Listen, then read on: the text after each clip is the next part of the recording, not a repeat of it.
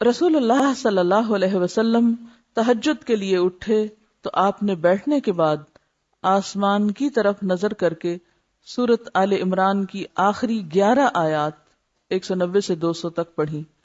حضرت ابن عباس رضی اللہ عنہ روایت کرتے ہیں کہ جب رسول اللہ صلی اللہ علیہ وسلم رات کو تہجد کے لیے کھڑے ہوتے تو تکبیر تحریمہ کے بعد یہ پڑھتے، یعنی اللہ اکبر کہہ کے ہاتھ باندھ کے یہ دعا پڑھتے، اللہم لک الحمد انت قیم السماوات والارض ومن فیہن ولک الحمد لک ملک السماوات والارض ومن فیہن ولک الحمد انت نور السماوات والارض ولک الحمد انت ملک السماوات والارض ولک الحمد انت الحق ووعدک الحق ولقاؤک حق وقولک حق والجنت حق والنار حق والنبیون حق ومحمد صلی اللہ علیہ وسلم حق والساعة حق اللہم لک اسلمت وبک آمنت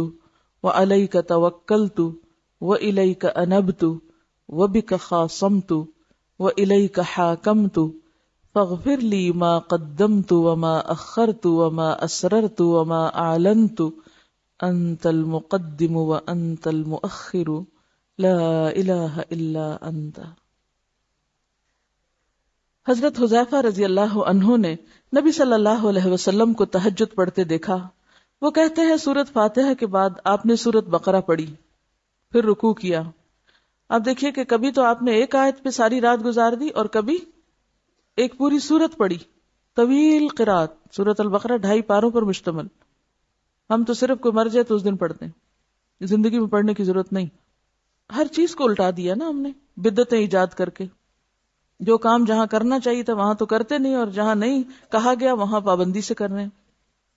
آپ نے سورۃ البقرہ پوری پڑھی، پھر رکوع کیا۔ آپ کا رکوع آپ کے قیام کی مانند تھا۔ کتنا طویل ہوگا؟ جتنی دیر سورۃ البقرہ پڑھی اتنی دیر آپ جھکے رہے۔ پھر آپ نے رکوع سے سر اٹھایا، آپ کا قومہ آپ کے رکوع کی مانند تھا۔ پھر دیر تک اللہ کی حمد و ثنا بیان کرتے رہے۔ پھر آپ کا سجدہ آپ کے قومہ کی مانند تھا، طویل سجدہ کیا۔ آپ دونوں سجدوں کے درمیان جلسہ میں اپنے سجدے کی مانند بیٹھے تھے، یعنی 2 سجدوں کے بیچ میں بھی دیر تک بیٹھے۔ بس آپ نے 4 رکعتوں میں سورۃ البقرہ، سورۃ آل عمران، سورۃ النساء اور سورۃ المائدہ پڑھی، اور یہ 4 رکعتوں میں پڑھا۔ یہ تھی نبی رحمت صلی اللہ علیہ وسلم کی نماز تہجد۔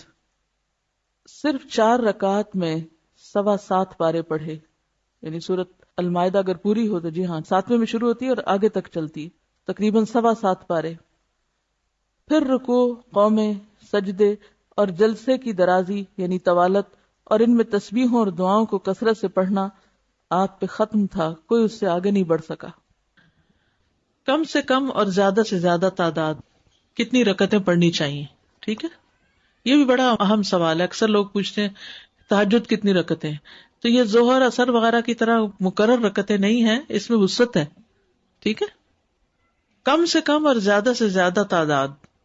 ابن عثیمین کہتے ہیں نبی صلی اللہ علیہ وسلم سے رات کی نماز کے متعلق سوال کیا گیا تو آپ نے فرمایا رات کی نماز 2 رکعت ہے، مثنا مثنا، اور آپ نے اس کو کسی تعداد کے ساتھ متعین نہیں کیا۔ آپ نے یہ نہیں فرمایا 4 ہے، 6 ہے، 8 ہے، 10 ہے، نہیں، کیا فرمایا 2 ہے۔ تو جب نبی صلی اللہ علیہ وسلم نے اس کے لیے کسی گنتی کو متعین کیے بغیر کیفیت کو واضح کر دیا تو اس سے معلوم ہوا کہ نماز کا معاملہ اس بارے میں وسعت رکھتا ہے، یعنی اس میں کافی گنجائش ہے۔ انسان 100 رکعتیں بھی پڑھ سکتا ہے اور 1 رکعت کے ساتھ اس کو وتر بنا سکتا ہے۔ تو اصل بات یہ کہ انسان جتنی طاقت پاتا ہے اتنی رکعتیں ادا کر لے۔ ٹھیک ہے، ابن باز رات کی نماز کی تعداد کے متعلق کہتے ہیں کہ یہ بات ہر انسان کی طاقت کی طرف لوٹتی ہے، اور نبی صلی اللہ علیہ وسلم 11 رکعت ادا کرتے اور 2 رکعت پر سلام پھیرتے۔ آپ علیہ الصلوۃ والسلام اپنی قرات، اپنے رکوع اور اپنے سجدوں کو لمبا کرتے تھے، اور قیام اللیل کو 2 ہلکی پھلکی رکعتوں کے ساتھ شروع کرتے تھے۔ سب سے بہتر یہی ہے، اور اگر وہ 3، 5 یا اس سے بھی زیادہ پڑھتا تو کوئی حرج نہیں، ہر ایک اپنی طاقت کے مطابق ادا کرے گا، اس میں کوئی حد نہیں۔ لیکن سب سے افضل صورت 11 رکعت نماز پڑھنا ہے، 8 تہجد اور 3 وتر۔ فَاقْرَؤُوا مَا تَيَسَّرَ مِنَ الْقُرْآنِ، پس پڑھو جو آسانی سے پڑھ سکتے ہو قرآن میں سے۔ قرآن سے مراد یہاں قیام اللیل ہے۔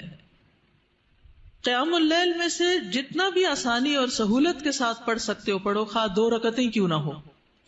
اس کی کم سے کم اور زیادہ سے زیادہ تعداد کے بارے میں ابن عثیمین کہتے ہیں کہ جب نبی صلی اللہ علیہ وسلم سے رات کی نماز کے متعلق سوال کیا گیا تو آپ نے فرمایا رات کی نماز 2 رکعت ہے، اور آپ نے اس کو تعداد کے ساتھ متعین نہیں کیا، مثنا مثنا کہا ہے، 2 رکعتیں۔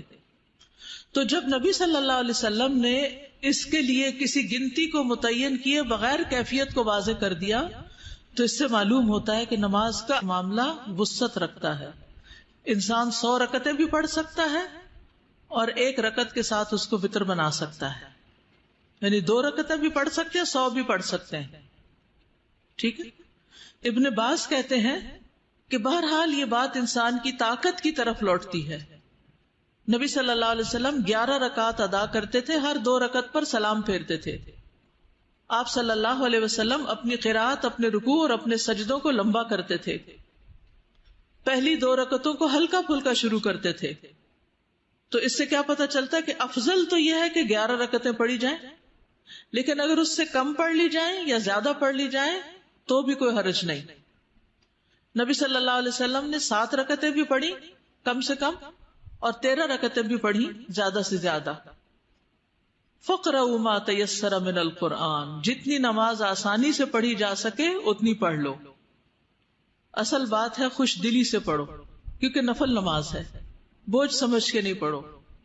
پھر اسی طرح قرآن بھی جتنا آسانی سے پڑھ سکتے ہو پڑھو، یعنی نماز، اور نماز میں قرآن کتنا پڑھا جائے، 1 پیج پڑھا جائے، 2 پڑھے جائیں، آدھا سپارہ پڑھا جائے، پورا پڑھا جائے، کتنا؟ تو اس میں یہ ہے کہ جتنا آسانی سے پڑھ سکو۔ اور اس میں ہم دیکھتے ہیں کہ لمبی قرات کی ضرور فضیلت ہے، لیکن 10 آیتوں کی تلاوت بھی کی گئی ہے، اور اس کا اجر بھی ہے کہ جو 10 آیتوں کی تلاوت کرتا ہے وہ غافلوں میں نہیں لکھا جاتا۔ حدیث میں آتا ہے جس نے 100 آیات کے ساتھ قیام کیا وہ فرما برداروں میں لکھا جاتا ہے۔ ایک اور روایت میں آتا ہے وہ غافلین میں نہیں لکھا جاتا۔ جو 1000 آیات سے قیام کرتا ہے وہ بے انتہا ثواب جمع کرنے والوں میں لکھ لیا جاتا ہے۔ نبی صلی اللہ علیہ وسلم کی قرات کبھی مختصر ہوتی تھی، کبھی لمبی ہوتی تھی۔ کہا جاتا ہے کہ یا ایھا المزمل کی مقدار کے مطابق جو 20 آیتوں والی سورت ہے، یعنی اس کے برابر پڑھتے، کبھی 50 آیت کے برابر قرات کرتے تھے۔ کبھی آپ نے ایک ہی رکعت میں البقرہ اور آل عمران اور النساء بھی پڑھی، کبھی ایک ہی آیت کی مسلسل تکرار کی۔ سمجھ رہے ہیں آپ یہ ویرائٹی؟ تو کسی ایک چیز کو آپ نہیں لیں گے۔ فَاقْرَؤْا مَا تَيَسَّرَ مِنَ الْقُرْآنِ، ایک صحابی نے سورۃ اخلاص کی ہی بار بار تکرار کی۔